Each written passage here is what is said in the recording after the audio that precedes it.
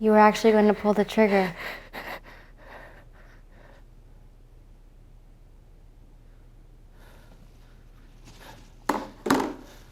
Who are you? How did you get in my house? What is that chair doing there? I didn't get into your house. I've always been here. I've always been everywhere. As for the chair, I thought it was a nice addition. What is this, some sort of sick joke? You're a relatively smart individual, Stephen. Take a guess. Steven. How do you know my name? I know more than just your name. I know everything about you. Who are you? I'm curious to hear your best guess. My best guess is... it's just some sort of hallucination brought on by alcohol and antidepressants. This is not a hallucination. This is reality, in fact, as you know it. You are, in fact, speaking to me in this room, in this very exact moment in time.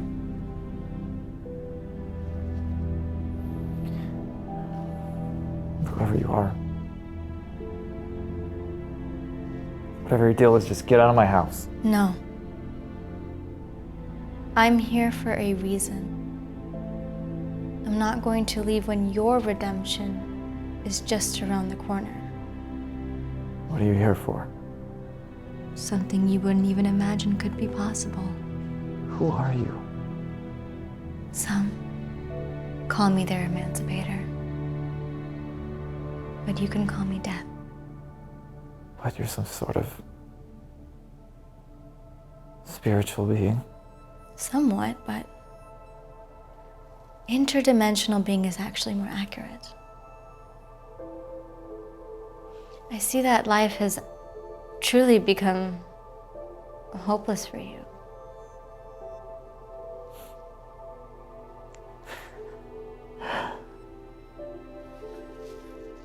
So I'm gonna finish what I started.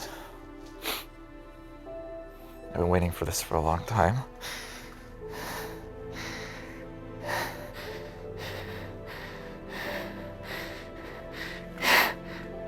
It won't work. What do you mean it won't work? Your time in this world has not yet come to an end. What are you talking about? I wasn't lying when I said I was Death. Perhaps I should explain what it is that I do.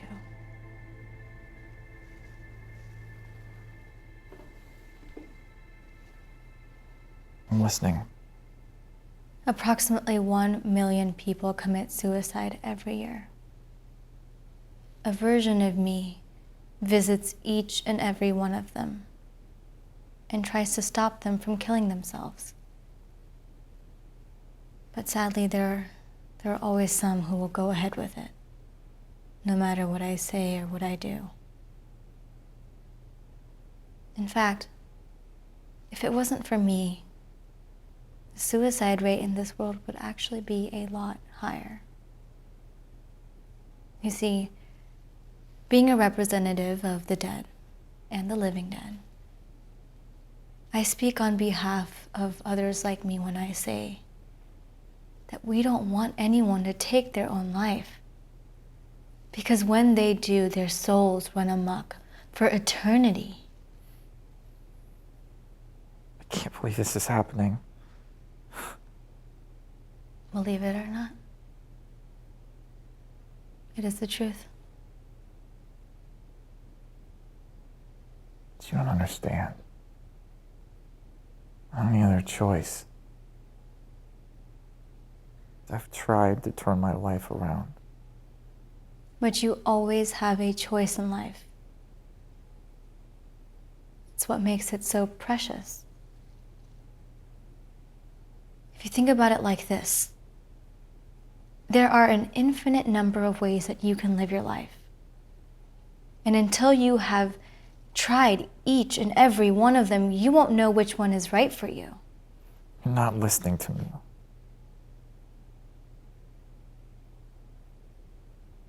My mind won't let me live in this world anymore. I've tried to find meaning and I can't. Only you can find a way to put aside that pain. I know, it sounds somewhat contrived, but happiness really does lie within. I mean, you can have everything you've ever dreamed of, and it means nothing when your mind isn't at peace.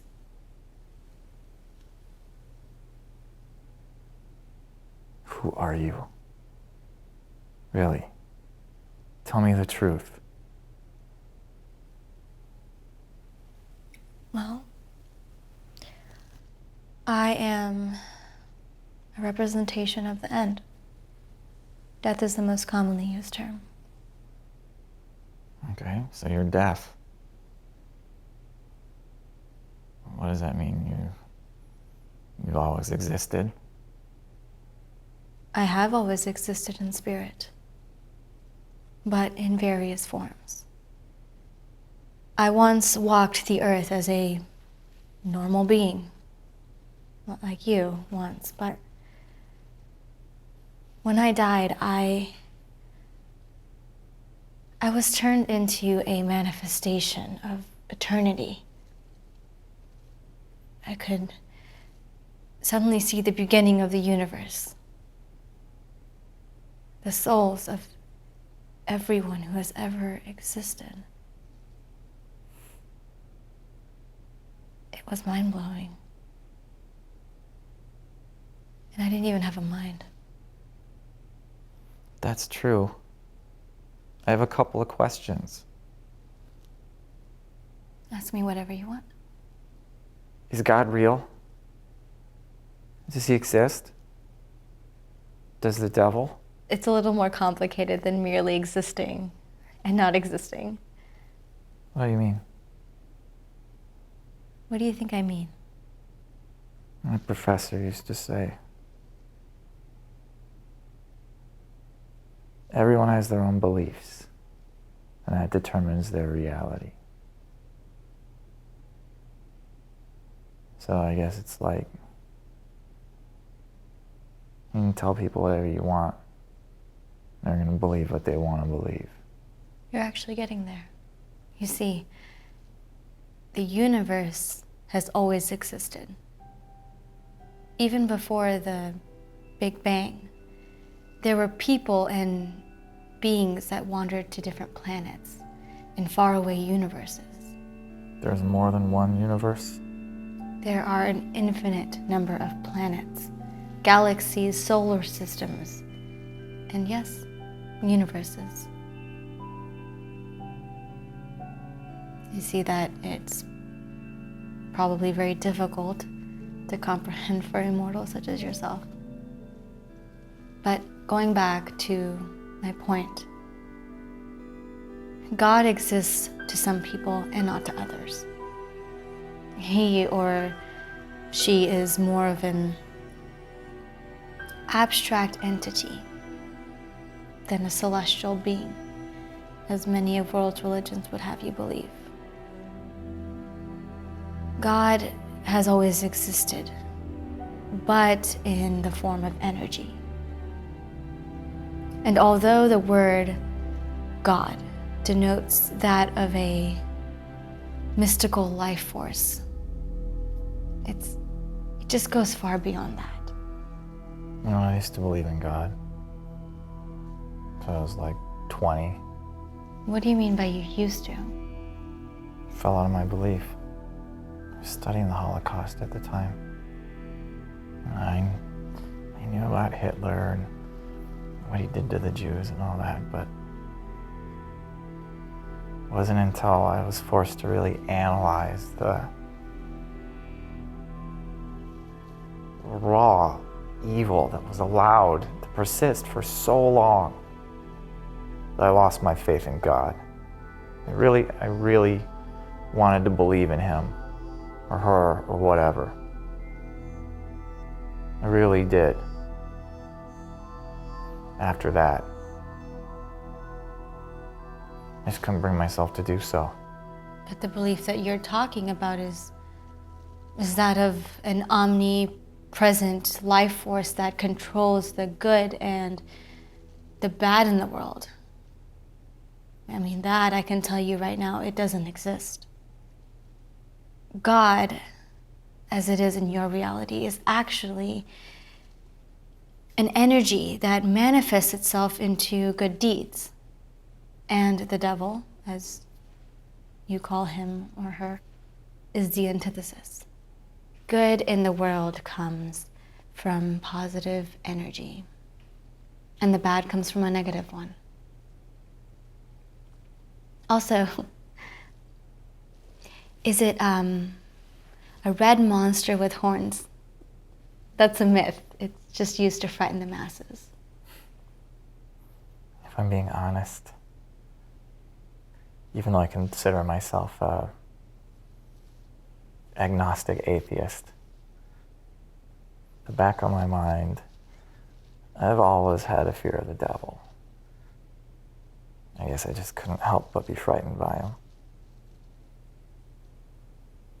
Well, now you'll never have to. But going back to my point and why I'm here, what a lot of people don't realize is when people commit suicide, they fall into this ironic cycle where they're forced to live as ghosts for eternity. It's something I can promise you never, ever want to do. Often these souls of people who commit suicide, they never rest. The universe, it just doesn't allow them to. I can't go on living in this world anymore. I get up every day and I go to work. Yeah, I get paid pretty handsomely for what I do, but so what? Every day just feels like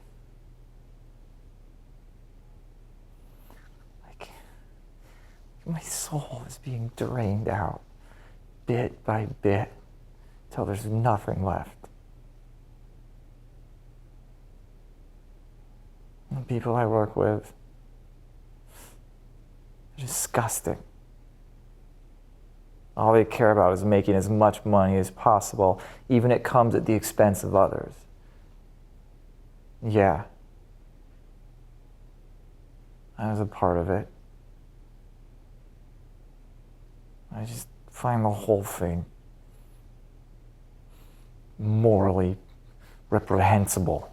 But that's always been the underlying problem with humanity. What? Greed? A pill that people take on a daily basis. I mean, most of it is understandable because many people are poor or they live in poverty, so they don't have a choice but to be obsessed with money. But the greed that's exhibited by the richest on this planet, now that is truly the most disgusting. You know about the wealth inequality in this world. I see everything that happens here. There's an infinite amount of me that inhabits this planet as well as others. Now I want to ask you a question. And I want you to be completely honest with me. Go ahead. What makes you feel so distressed? What is the underlying reason that you want to commit suicide? It's not about wanting to or not wanting to. It's just gotten so disillusioned with everything, and I just can't be a part of this world anymore. Okay, but what about the world specifically makes you so disillusioned? Like I said, I do pretty good. I make a lot of money. You know, I've always done financially very well for myself. That's only because I'm lucky. My dad was a manager at a big capital investment firm. So as soon as I graduated business school, I had a 6-figure salary just waiting for me. I didn't have to do anything to earn it. 0 effort, it was just there. But a lot of my friends, they weren't so lucky. I had this one friend, Derek Erden. He was the best. He was the best in school. Always got perfect grades. He was the best in sports. He's just a good guy. Just a good guy. And his dad got sick, died. So Derek had to do all these awful things just to help his family survive. I don't know. After we graduated, he tried all sorts of different things. Different jobs, different businesses. None of it ever worked out. Failed at everything. I even tried helping him. You know, I loaned him money. Didn't make a difference. Nothing ever worked out for him. His mind was just lost. And he thought he had no other choice but to take his own life. You know,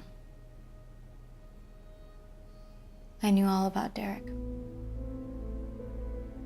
Like I said, everyone who has committed suicide, I once tried to stop. But also, as I said, some people are just simply beyond saving. He had everything. He had everything it took. He had all the ingredients to be successful. And it still didn't work out for him because the world isn't fair. That's why I have to die. And it has nothing to do with being depressed. I can't go on living in a world where people like Derek are ruined by this evil, unfiltered, capitalistic system that we're all just stuck in. But it doesn't mean you should just stop trying to live in it, does it? As someone who speaks from experience of knowing about the history of the human race, I can assure you that this has always been the way. There's no way that it was as bad as it is today. Capitalism has just brought out what has always been in people's hearts. Look at it like this: the good people, they use their money and their power to help their brothers and sisters. And the bad, they do whatever they can to get more of it. I mean, look in the Roman times. It was much worse. You can't even begin to imagine how badly the slaves were treated back then. No, I know about that. It's worse now. We're all slaves. The wealth inequality now is inescapable. The only real wealth or power now all comes from technology. Technological innovations are just luck. That's it. There's nothing anybody can do about it. Because of that, technology, money, capitalism, they're the bane of human existence. I will agree with you that technology has undoubtedly ruined people's lives. Besides the widely held belief in the opposite. I have seen firsthand the injustice that is inflicted on people. The other day, at a streetlight in Tokyo, there was a woman, she was waiting to cross the road. And she was so glued to her phone. And because, she was so oblivious to everything around her that she stepped out onto the road before it was time. And She was hit by a car. She died on impact. Technology has poisoned the world. And as someone who has seen what the future holds, I can tell you that it actually just gets worse from here. Doesn't surprise me in the slightest. But you can't let that affect you. There is an abundance of good in this world. It is always worth fighting for.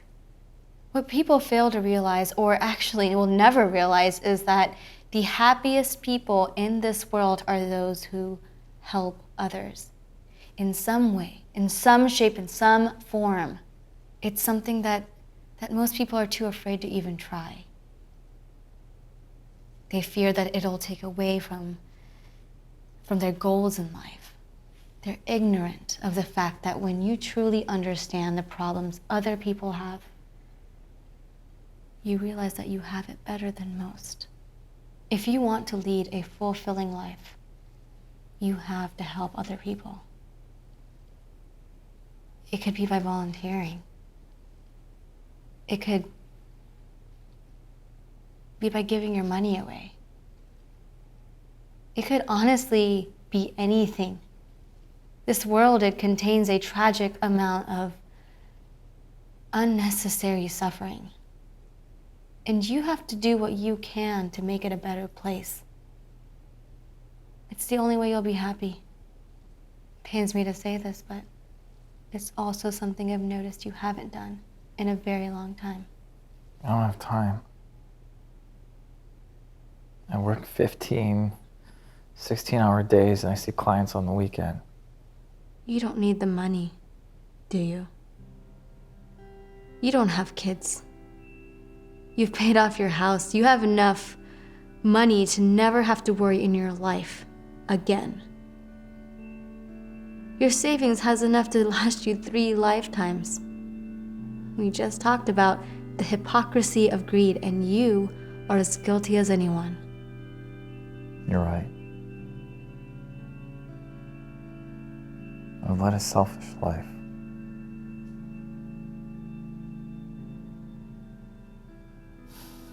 Happiness, it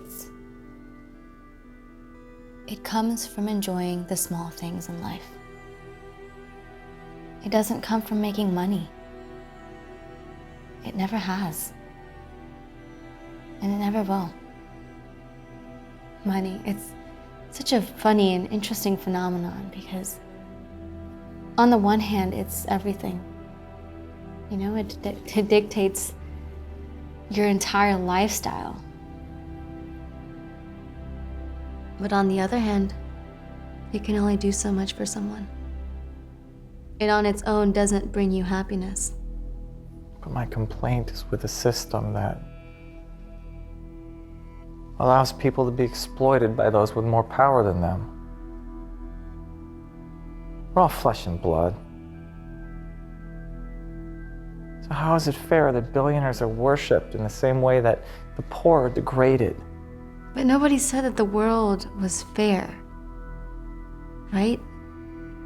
The world, it's unjust. But there has always been a balance.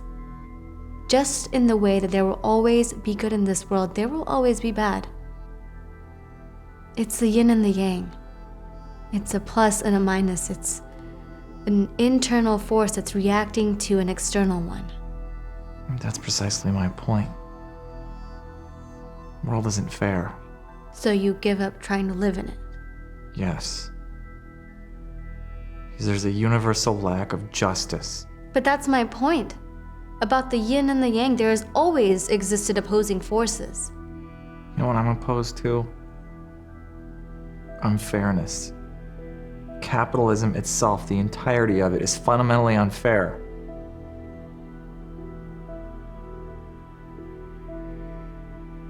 Why do people work? Just to keep them and their families afloat. I guarantee, if you took a poll, a majority of them would say they dislike their jobs. All those people working their entire lives at jobs they don't even like, or that they hate. How is that fair or just in the slightest? I agree with you. But you have to focus on the good in this world.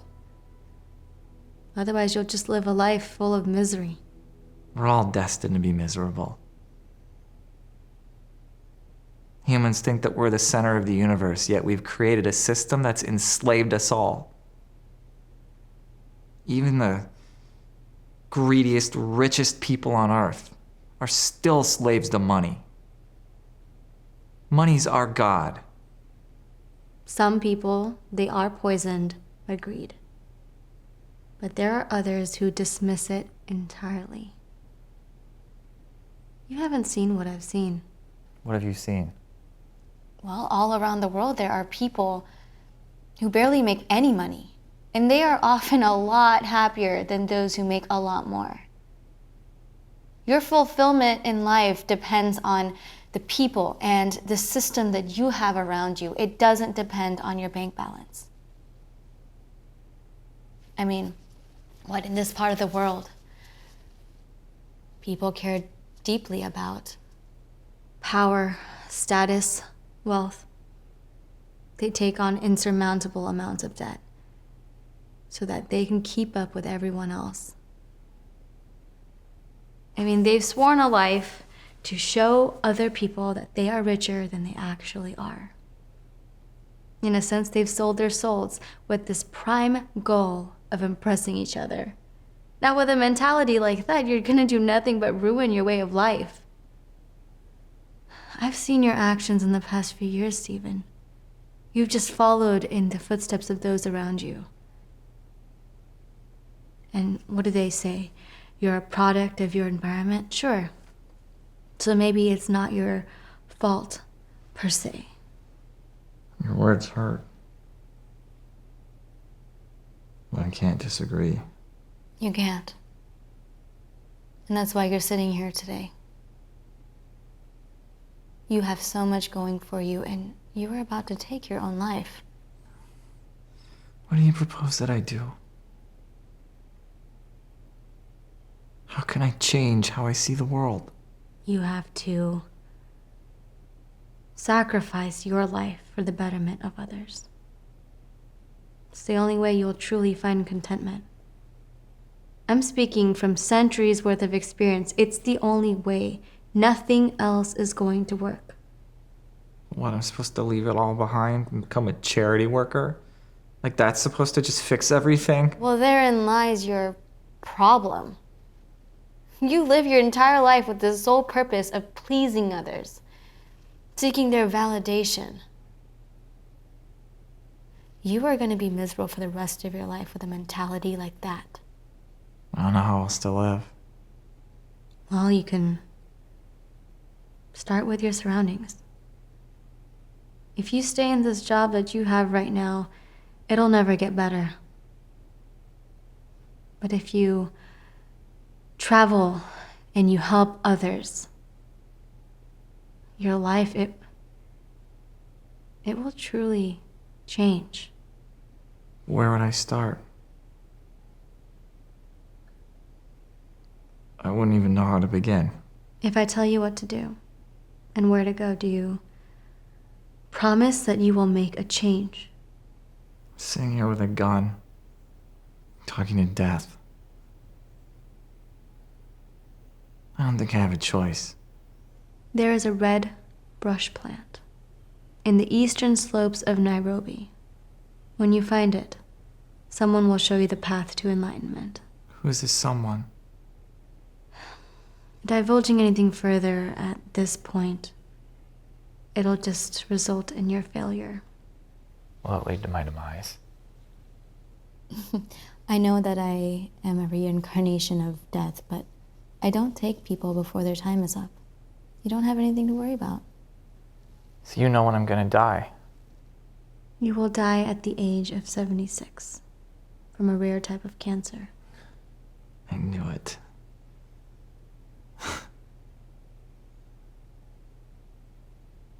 Somehow I knew it would always be cancer.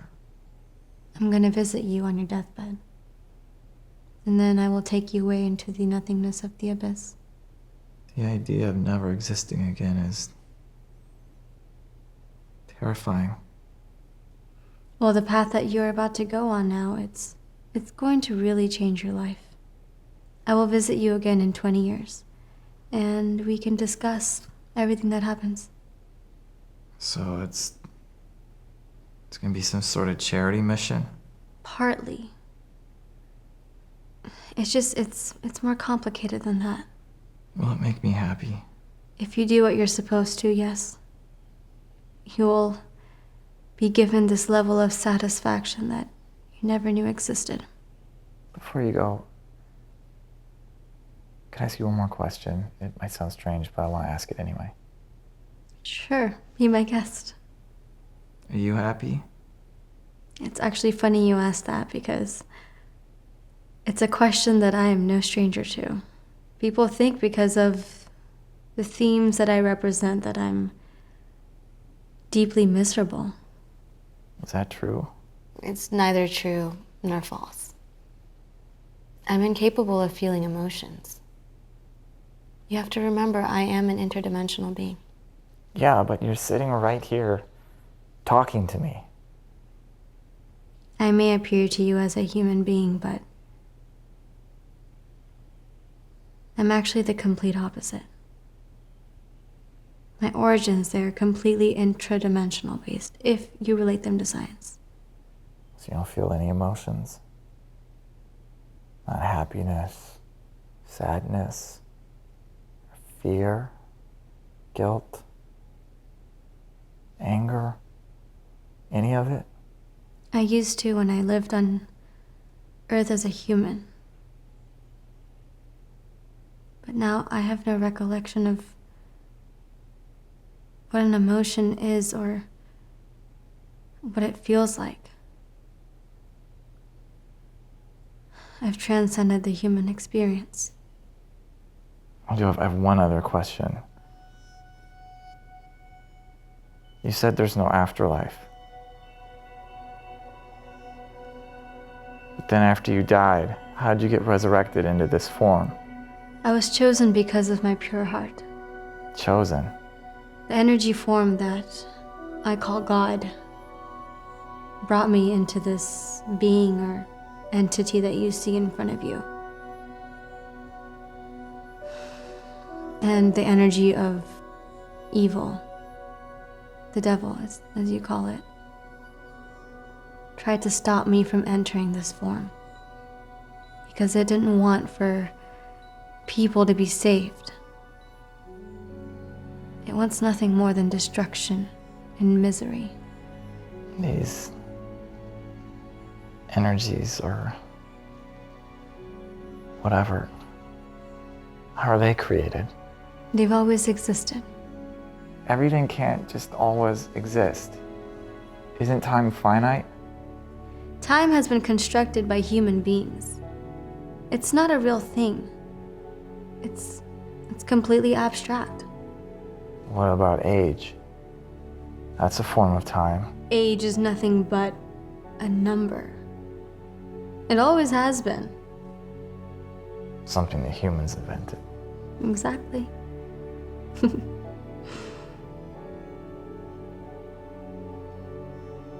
I have to go now. You know what you need to do. Will it really be 20 years before I see you again? I'm afraid so. I just want to say that I appreciate the bestowal of hope that you've given me.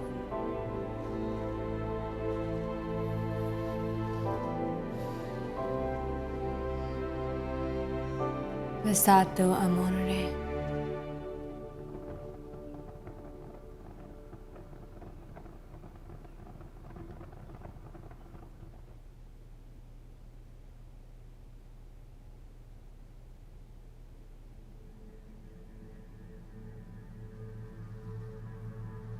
Somehow I knew you'd come on this exact day at this exact time. You haven't aged today. Neither of you. It's the spirituality you've been endowed with. As a result, you've foregone the aging process.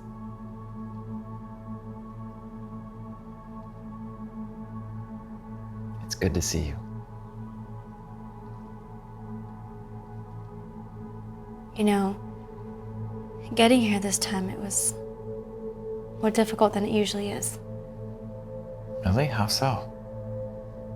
The pathway from the living to the dead, it's more dangerous than it once was. Please, tell. Well, when I visited you 20 years ago, the trip, it was relatively simple. But recently there has been an increase in external forces, and they've figured out a way to hybridize the different dimensions. These forces have been trying to destroy the human race for centuries.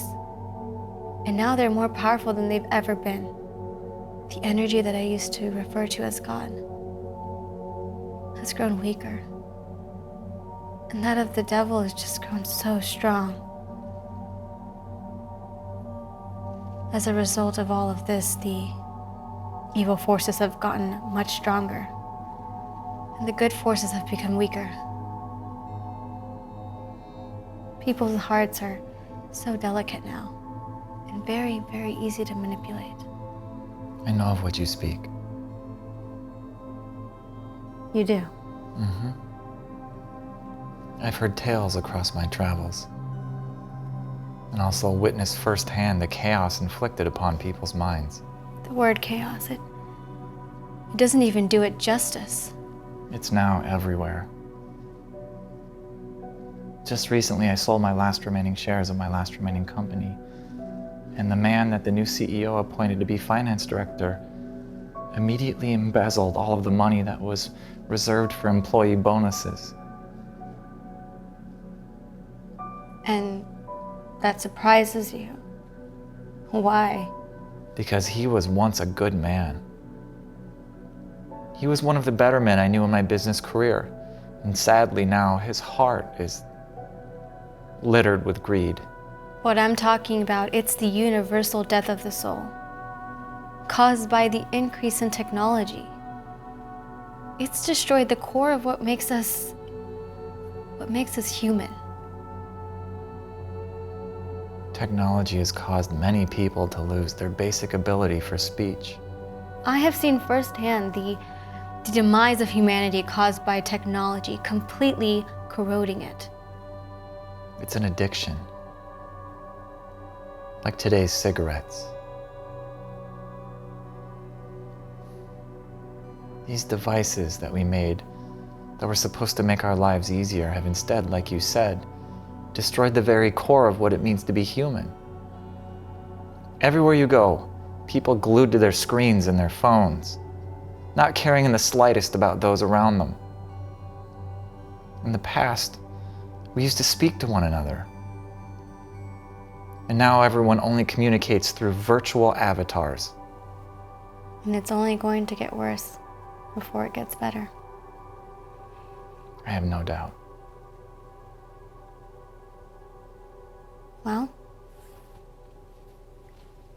tell me about your enlightenment.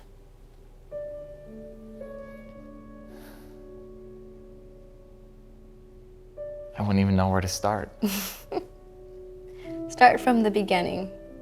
I do have an idea as to what happened, but I want to hear it from you. Okay. After you disappeared all those years ago, I woke up the next day as if from a dream. I realized that everything that I thought I knew about the world was a lie. And the myth that money equaled happiness was obliterated in my mind. I began reading books on philosophy and the Enlightenment. And I gradually felt the mysterious force compelling me to go to India. So I went. When I arrived, I witnessed poverty like I'd never seen before. my sense of empathy was awoken for people who have to live under such conditions. As I traveled the country, what I saw in the cities disgusted me. What did you see? I saw selfish people hoarding their wealth from the masses, not caring at all about the plight of the people around them. In third world countries, the wealth inequality is so drastic that the rich there have even more blood on their hands. Disgusted by all of that, I had to leave the cities. So I went to the countryside, where I wandered around looking for meaning. After 6 or so weeks, I found myself face to face with the Dalai Lama. The legend himself. Yes. I challenged his conceptual views of the universe and his very notion of God. And how did he react to such questioning? He reacted with more grace and humility than I would have thought possible.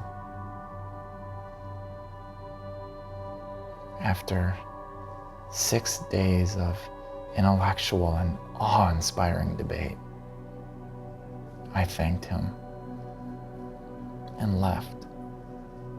Emboldened by my newfound curiosity for Buddhism, I went to Tibet. There I sought out all the monks and monasteries I could find so I could learn what it really meant to be a Buddhist.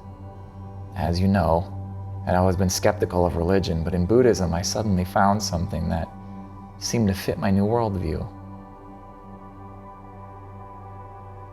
From there I continued traveling the Far East looking for more answers, and ended up in a temple full of warrior monks who dedicated themselves to fighting injustice. Fighting injustice. Yes. Liberating innocence from corrupt bureaucrats. Were they vigilantes? They claimed they were more than that. Were they? They traveled the countryside, taking justice into their own hands. Judge and jury all in one, so Did you try to stop them? I tried reasoning with them, but they were beyond it. And that was when you finally decided to take my advice and go to Kenya? Yes. I booked the next plane ticket to Nairobi, and after checking into my hotel, I immediately went out and started looking for the plant.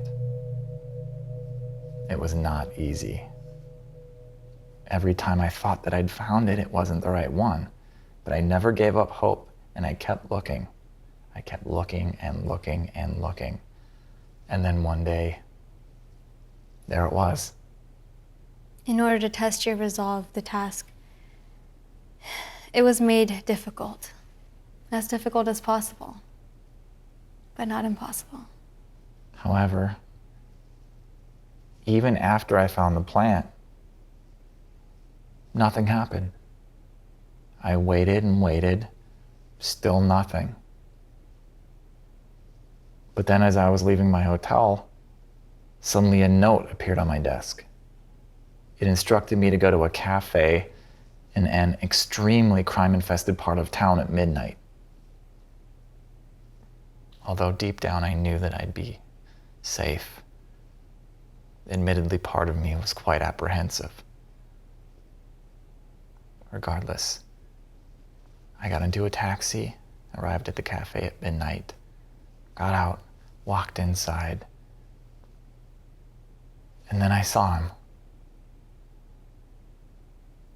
He looked like an ordinary man, but immediately I knew something was different. I walked over to him, shook his hand, sat down next to him, and I looked into his eyes. And then I saw he was a reflection of God, a being of pure positive energy, something that I never thought really existed.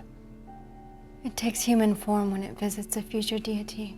But from what you say, his powers aren't what they used to be. Keep going with your story. We spoke for 3 hours. He recounted to me how he first came into existence. You see, even though he'd always existed, there was a point that even he needed to be born. It began in a dimension on a plane trillions of light years away from here. He started as an abstract sphere of energy. He described to me how difficult it was to clone that energy across all the universes in existence. It was only after that that he was able to inhabit a positive form, capable of exacting good on the world. But soon after, he discovered a yang to his yin, an opposing force to his reactive force.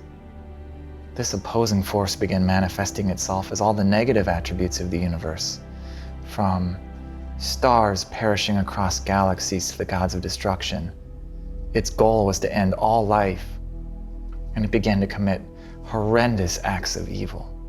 When human beings were first born out of bacteria, it implanted the seeds of negative emotions like fear, anger, hatred into their nucleuses. And then when those evolved, the ones whose seeds flowered Became evil. He explained to me that for good to exist, there must also be evil. As we sat, I continued looking into his eyes, and I saw a gentleness and a kindness that I've never seen in a human being. He smiled and asked me if I had any questions. So I plucked up my courage and I asked God the one thing that I've always wanted to ask him. The Holocaust. Yes. I asked how he allowed it to happen. What did it say? He told me exactly how it happened. He said that 100 years before Adolf Hitler was born, the opposing force planted the seeds of fear and hatred inside of him, which immediately took to sprout. So the opposing force paid special notice. God noticed too, but there was nothing he could do about it, because the opposing force, or the devil as he's also known, had taken precautions, so that there was nothing that anyone could do to stop it. You see, although he's responsible for disease and natural disasters and all kinds of evil, people are his proudest victories. People like Genghis Khan, Pol Pot, Stalin, and Hitler. When Hitler was born, the devil took special care to make sure that he was placed in a neighborhood where he could see firsthand the decadence of wealthy Jews and the apathy they had towards the poor and homeless around them, Hitler being one of those poor. The seeds of hatred inside of him flowered and grew and grew and grew, eventually resulting in the misery and death of the Holocaust. Where were you in all of that? Isn't it your job to save people? I did everything I could. But like you said, there was nothing I could do once the damage was done. After answering my question and explaining his and the devil's places in the universe, God then instructed me on how I could help ease the suffering of the masses. He put his hand on my forehead, and in the flash of an instant, I was given the knowledge and the ability to better the lives of billions. And then like that, he was gone. And all that was left behind was a credit card. A credit card? Yes. Made of impenetrable silver. My name was on it, and I knew what I had to do. The value of the card was that of infinity, which, ironically, was the same age of the being that gave it to me.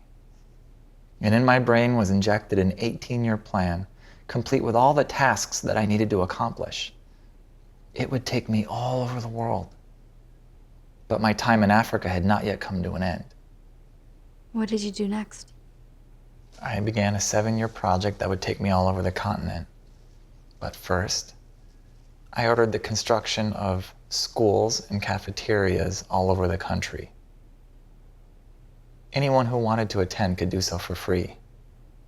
Poverty levels went down, literacy and happiness rates went up, and suffering across the region was greatly alleviated. From there, I expanded across the rest of Africa. It took 7 long years, but finally, I began to see the progress that I'd longed to see. And it turns out that you were right. Helping others is the key to happiness. People are so engrossed in their own lives that they can't see that simple truth. It's that easy. Helping others leads to one's own happiness. And what did you do after you left Africa? I bought every homeless person everything they've ever wanted. There was this one woman who didn't seem to quite appreciate my efforts. How so? I was in Berlin on a starry, clear night, and I saw this woman with a rare type of stunted nose. I immediately had immense empathy for her. She had nothing, and she was just laying face down in the street as if she was dead. What did you do? I went over to her and very gently, I offered her some warm food and a clean bed. What'd she say? Nothing. She just spit right in my face. Why do you think that she did that? She did it because she saw me as an elite, taking pride in degrading her. I needed to understand, so admittedly, against her permission, I put my hand on her forehead. And I saw a lifetime of pain and degradation at the hands of others. And I saw her point. It all goes back to how people view the homeless, doesn't it? What do you mean? They view them as the modern-day lepers. And they naively think that they deserve their fate. A despicable mindset, for sure. One that I used to share myself. Many people lump vagrants into one deserving group. And the flawed logic with that sort of mentality is the human psychology behind unemployment. It's not as simple as simply not wanting to work. Some people, they spend years applying for jobs, living off of their savings. And when nothing works out, they become completely disillusioned. Then they have no choice but to end up on the streets or take their own life. A lack of empathy, or apathy if you prefer the term, has seeped its ugly head into the very veins of society. You probably remember this. There was so much more empathy in this world before technology. It just became a widespread plague. I've also found that people with less money and less access to technology tend to have more empathy in their hearts. What did you do for the rest of your days? I continued to travel the world helping those in need. The betterment of others became my raison d'etre. What about you? What have you been doing for these past 20 years? Oh. What's so funny? The concept of years and time, it doesn't mean anything to me. I mean, even though I want to, I can't comprehend time and space the way that humans experience them. You know, I'm no longer fully human, right? Well, you are, and you aren't. You have the physical body of a human being, but you have the soul of a life force that transcends the infinite dimensions. But I can feel it in my bones. I'm no longer fully human. I'll never forget how bizarre it felt to leave the room of just being a regular, normal person. Explain? After so many years of helping people, one day I was just walking down the street and I felt this connection with the world, a symbiosis.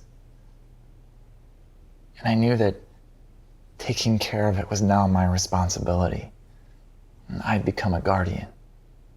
When I visited you 20 years ago, I knew that you'd become a guardian of Earth. The difference between going from apathy to empathy, it's something that can truly make someone feel alive. I feel a contentment and a happiness now that I never thought that I would achieve. I'm happy to hear that.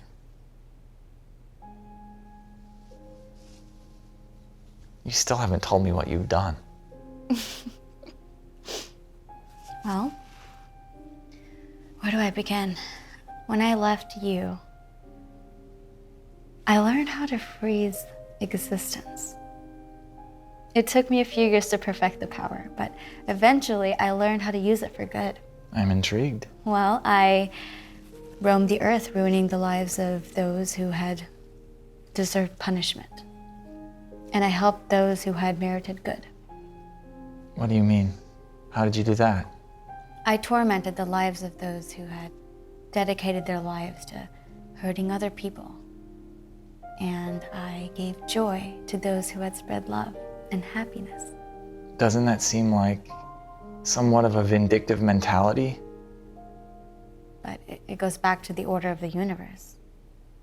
Some people have to be punished to keep the universe in balance, just as some people need to be rewarded. But what about forgiveness?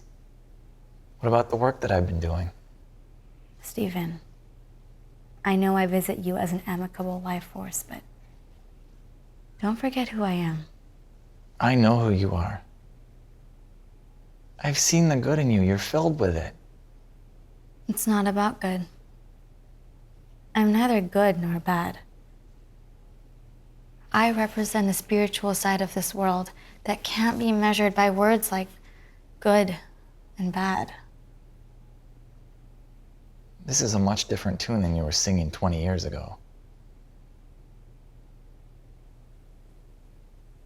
It's the reality of my trade, that often I have to say what I need to say to get people to do what I need them to do. Isn't that what your race excels at doing?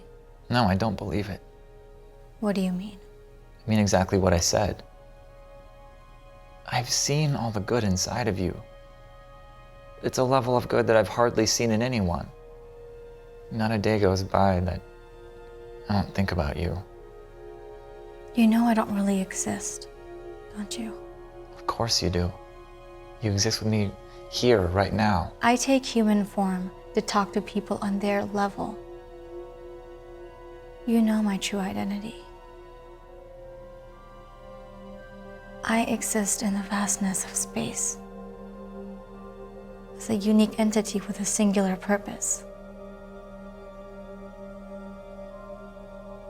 I do my part in correcting the course of all the people in all of the universes. I hear what you're saying, but no. I don't believe it.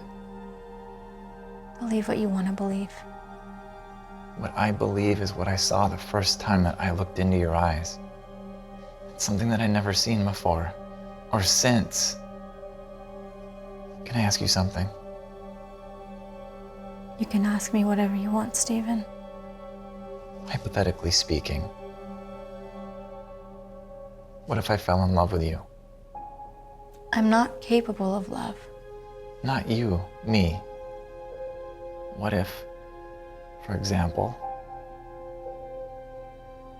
I fell in love with you in this exact moment? You might think it's love, but it wouldn't be love. You can't love a supernatural entity. Why not? Besides, not you or anyone else can quantify love, really, can you? What do you mean? I mean, it's not something that you can quantify. You can't measure it. So that means that you can't really say definitively one way or another that it does or does not exist. You think you've already fallen in love with me, don't you? It happened about 10 years ago.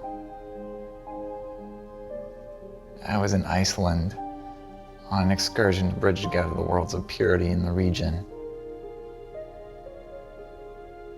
And I remember standing on top of a mountain, looking up at the aurora borealis and marveling at God's creation. And then it hit me. I was only there because of you. You made my life worth living. And I knew. I was so in love with you. And that you're my soulmate. It's an impressive story. It's not just a story. No, it's lust. It can't be lust. How can I be physically attracted to someone that's not even a physical being? I mean, it's not like I could reach out and touch you or embrace you or anything. You're not even really physically here, right? Because in your mind, I'm a young, beautiful woman. But perception is reality. But maybe in your mind, not in the third dimension. Standing on top of that mountain,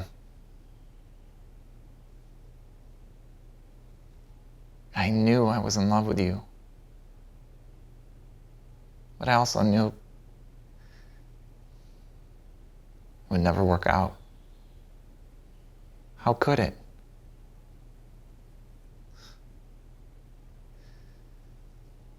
And that hurt.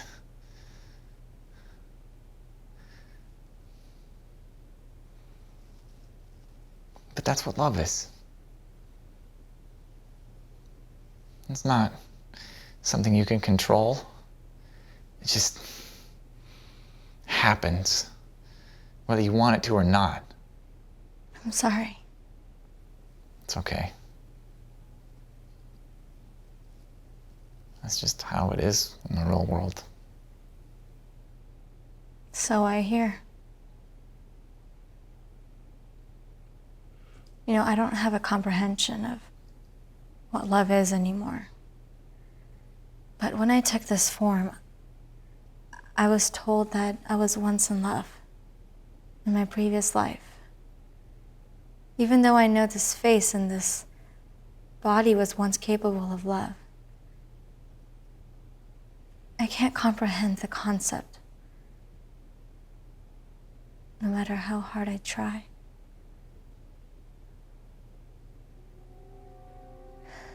I know what love is as a definition, but I'll never experience it. You're not missing out. No? No. Pain of unrequited love or love gone bad is it's so much worse than physical pain could ever be. Is that so? Yeah. I remember the first time that I was in love. I was in grad school at the time, and there was this girl. First I thought she was just a friend. We'd do projects together and hang out after class. And then one day we were sitting there and she smiled at me. I just melted. And I realized, yeah, I was in love with her. Did you ever tell her how you felt? No. Why not? It would have been too messy. And I just loved her too much to do that. But if it was true love, you would have told her. I couldn't risk not having her in my life. So you're telling me that the pain of keeping it bottled up inside was less than the potential pain of losing her as a friend? Yes. I knew I was going to be in pain either way, so I picked the lesser of two evils.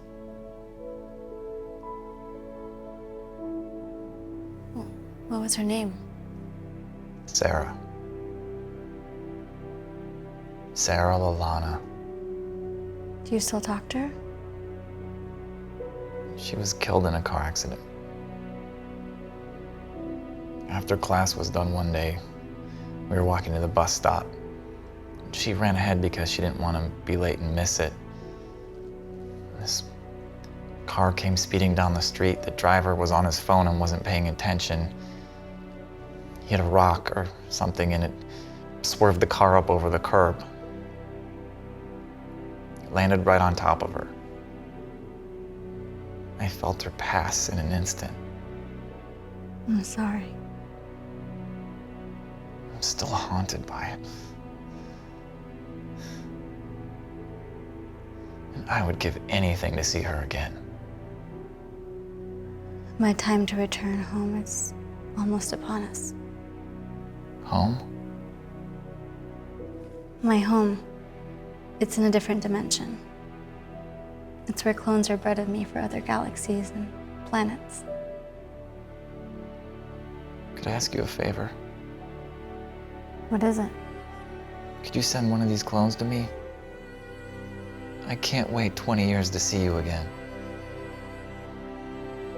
Once you see me in this form, you can never meet a clone.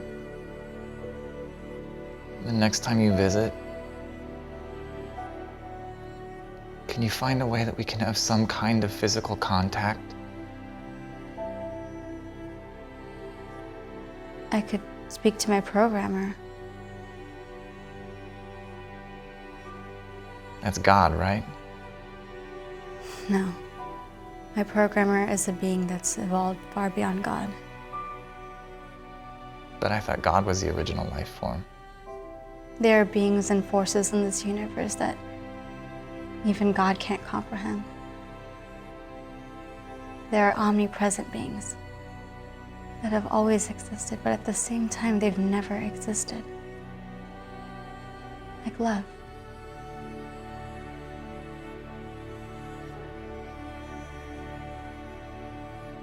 Can you speak to one of these beings for me? I haven't been able to do so yet, but apparently there is this one being in the 17th dimension that can do so. Can you go to it? It would mean so much to me. If it means a lot to you, I will.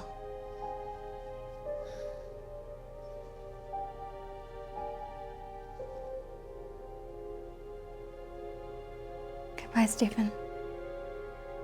Goodbye.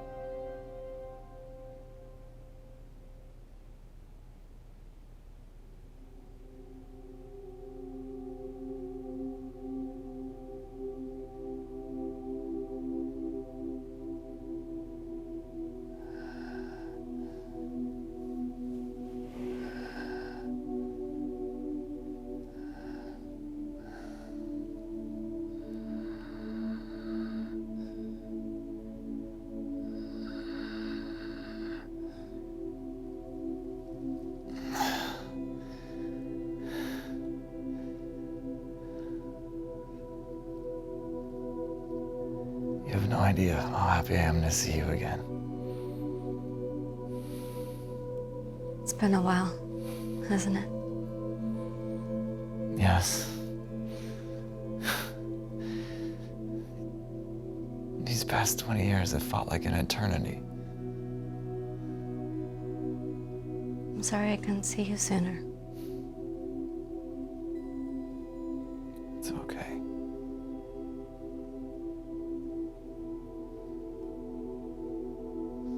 I saw him. Oh, The being in the 17th dimension.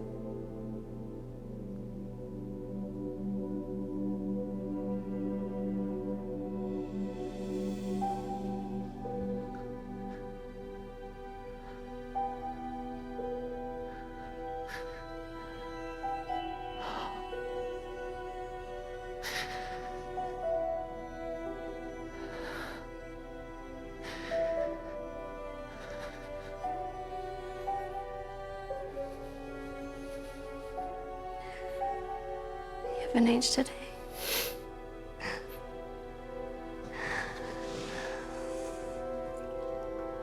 product of the whole enlightenment thing, I guess. How much pain are you in? I've learned to manage it.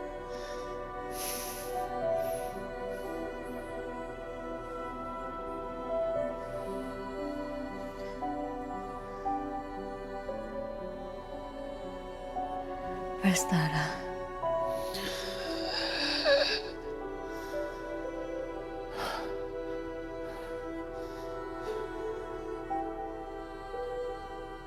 What did you just do? I release the cancer from your body until you die.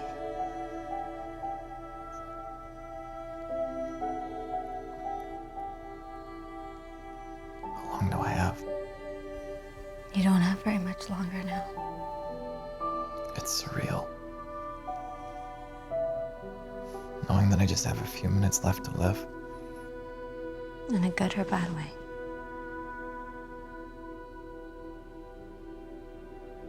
Both. It's heartbreaking, but it's also satisfying.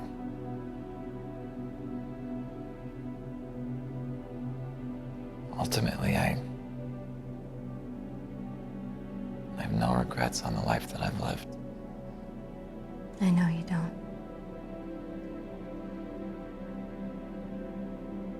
I'm happy for you. As for me, For you, what? my time has come to an end too.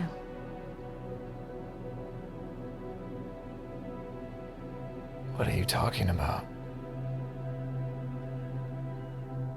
I've begun my transformation into a human.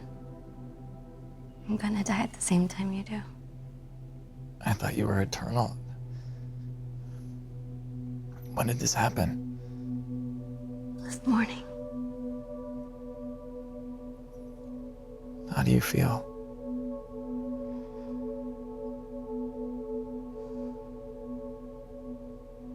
it's ecstasy. It's electrifying. Only when you transition from an interdimensional being to a human do you realize how truly astonishing it is to be a human. Tell me everything. Being a person, it's ecstasy. You can feel the air around you. You have all these emotions inside of you, and they come out depending on your mood.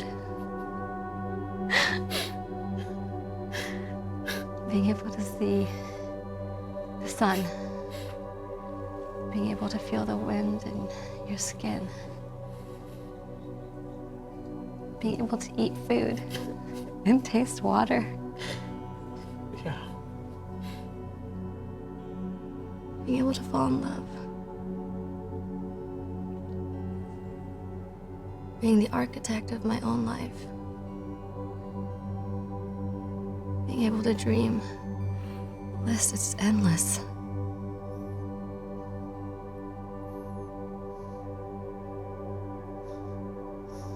Why?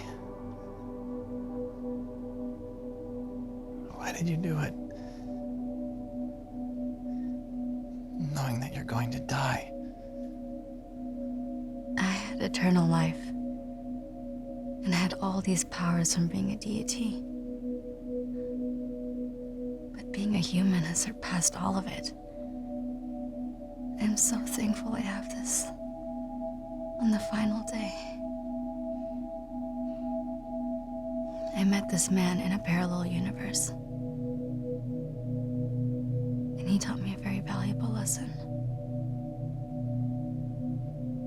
He was an eternal being just like me.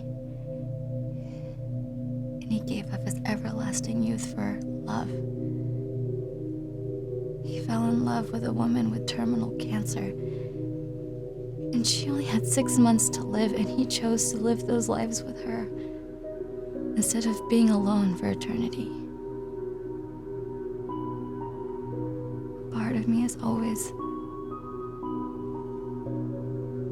been in love with you. I just couldn't experience it. It's my program, it didn't let me do so.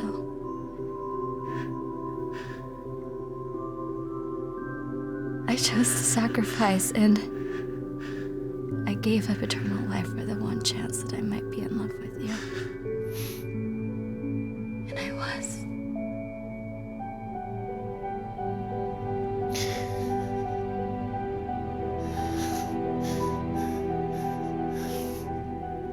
Everything you're saying, it's filling me with so much joy. When I denounced my eternal life, I began to feel emotions that I felt in my previous life. It all came back to me like a blink of an eye. I could feel an infinite amount of empathy for everyone who's ever felt any sort of pain. It was physical, emotional, any of it. I felt it all.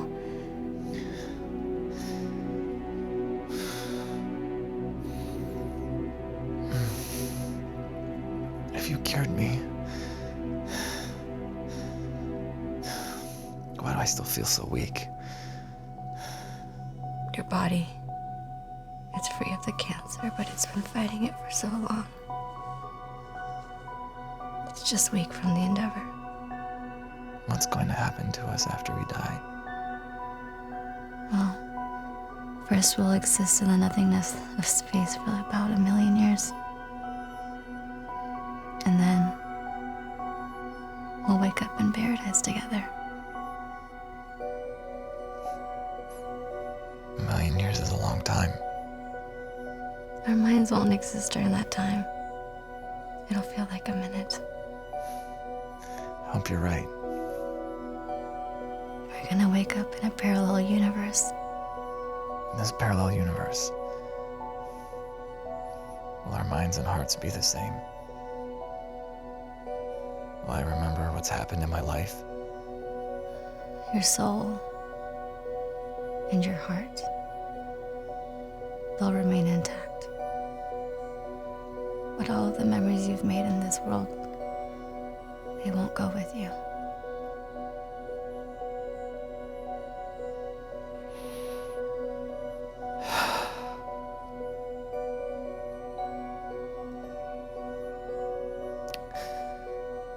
How long do we have left now?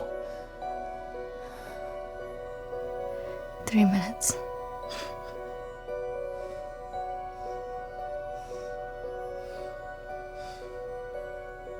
I did everything I could.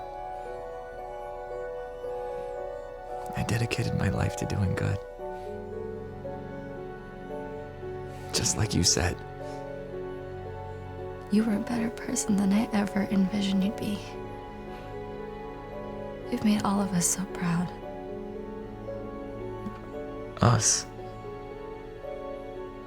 The creators of the universes. They're aware of me? Because of you, poverty in this world was alleviated. And the war on technology was won. Once those devices started murdering their owners, I knew I had to do something about it.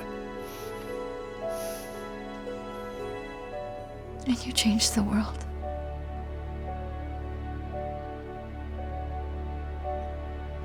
What'll happen to it? The world. After we're gone. You know, eventually, all stars die, right? Yes.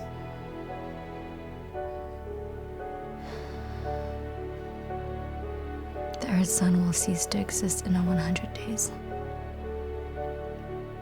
After that happens, all of the population will be wiped out.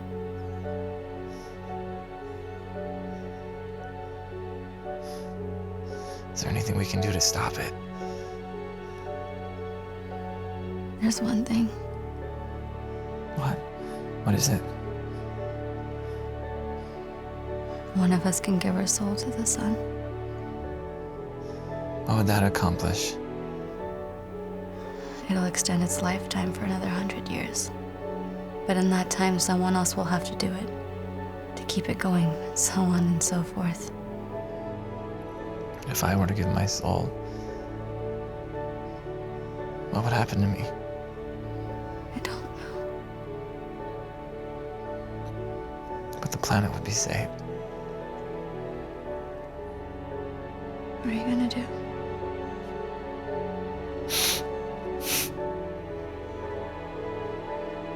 I don't think I have a choice.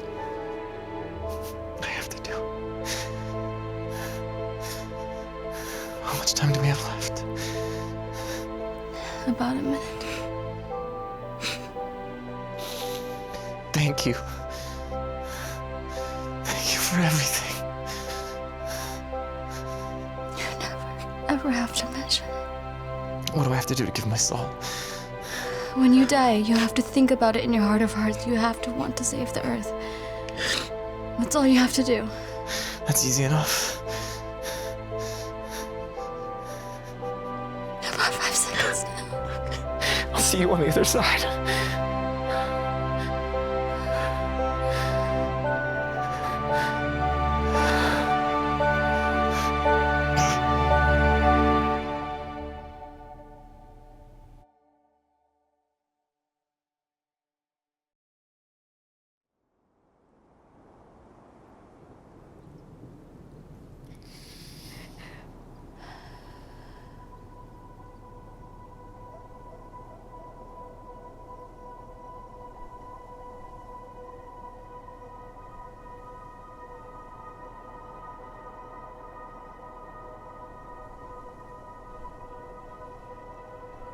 Is this it? I think so.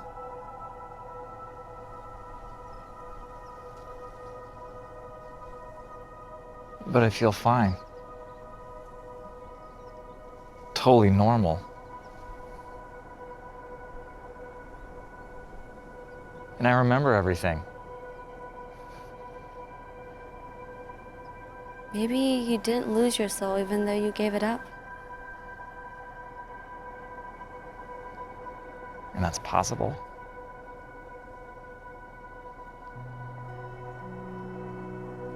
Could have been a reward.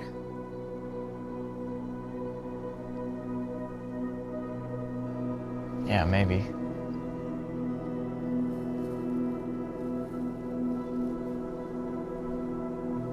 Isn't that your house?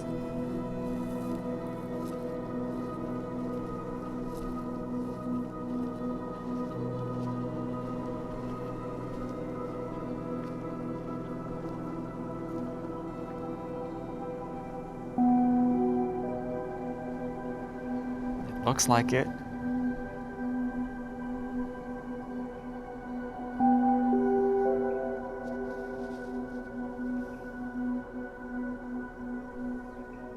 But how can it be the same house?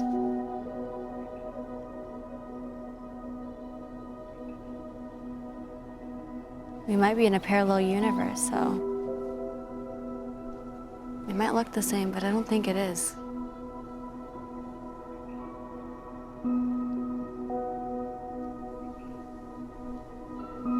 Isn't this supposed to be paradise? think it is. This is a mirror image of Earth.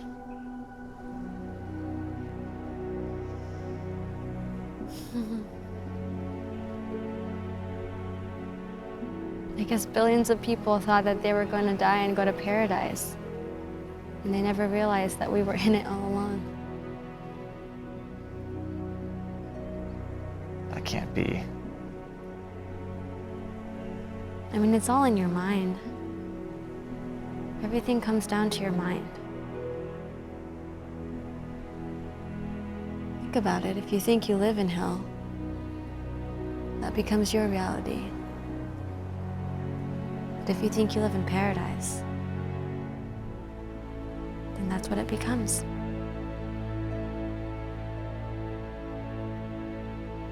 But perception can't change raw fact, can it? Facts are only facts if it's indisputable. Beliefs and perceptions, they transcend facts.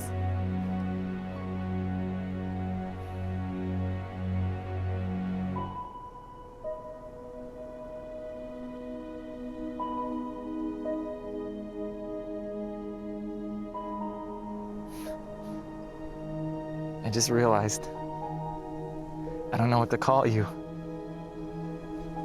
Should I still call you Death, or? No.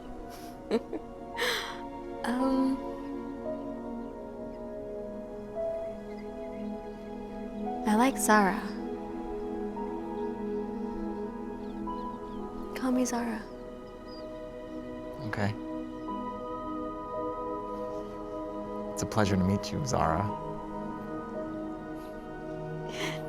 Likewise.